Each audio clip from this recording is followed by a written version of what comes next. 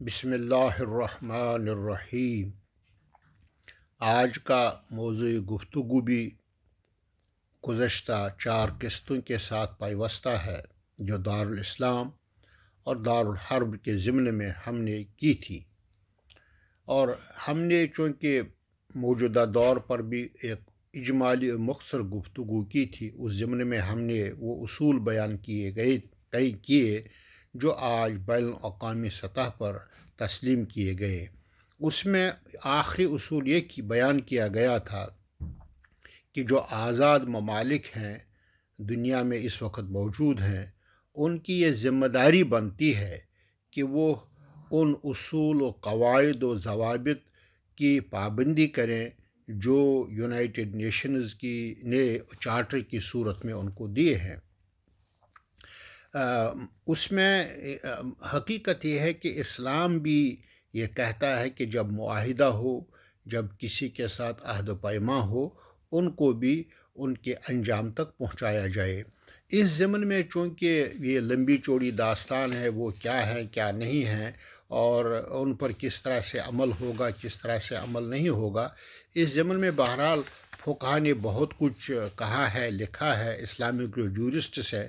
میں یہاں پر مختصراً ان کتابوں کی ریفرنس دوں گا جن میں ان معاہدوں کو بیان کیا گیا ہے کہ معاہدے کس نوعیت کے ہوں گے، کب ہوں گے، اور کب ان کو فسخ کیا جا سکتا ہے اور کب ان کو یک طرفہ چیلنج کیا جا سکتا ہے۔ اس کی پوری تفصیل جو ہے ہماری جورسٹس نے جو ہے ان کو بیان کیا ہے۔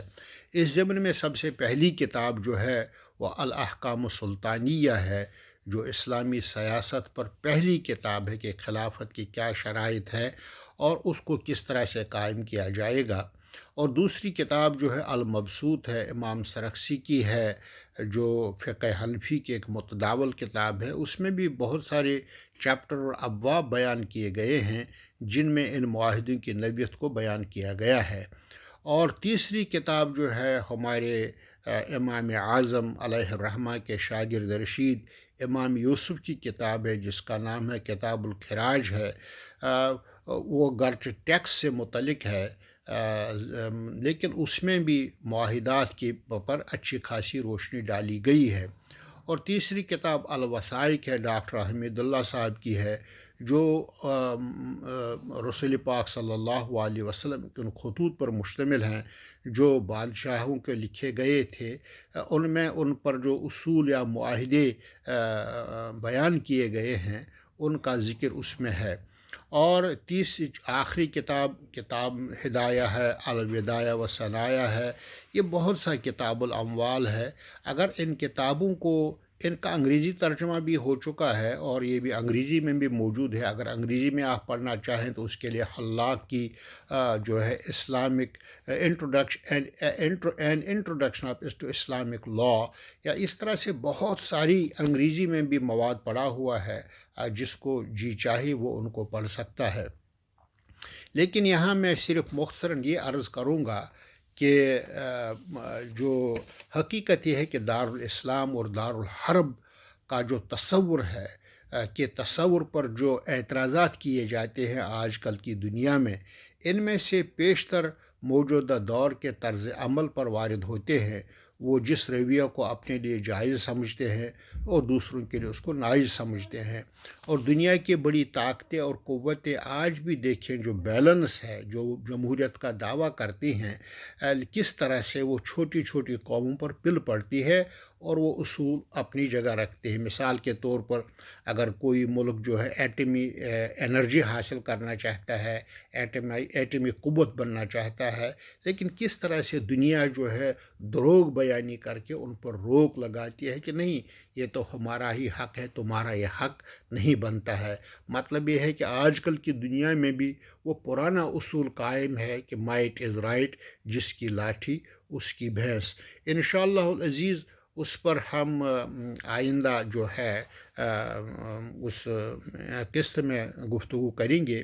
لیکن یہاں ضمناً میں یہ عرض کرنا چاہوں گا کہ جو اسلامی ریاست تھی جب وہ اپنے آب و تاب پر تھی، چونکہ ان کا سکہ رائج الوقت تھا، وہ برابری کے ساتھ دوسرے ممالک پر گویا ممالک کے ساتھ بات کرتے تھے، عہد و پیمان کرتے تھے، اور چونکہ ان کا نظام تھا اور وہ بالکل برحق تھا اور چل رہا تھا، اس میں کسی قسم کی کوئی کمی بیشی نہیں تھی، بلکہ تمام لوگ جو ہے وہ یہ انجام دے رہے تھے۔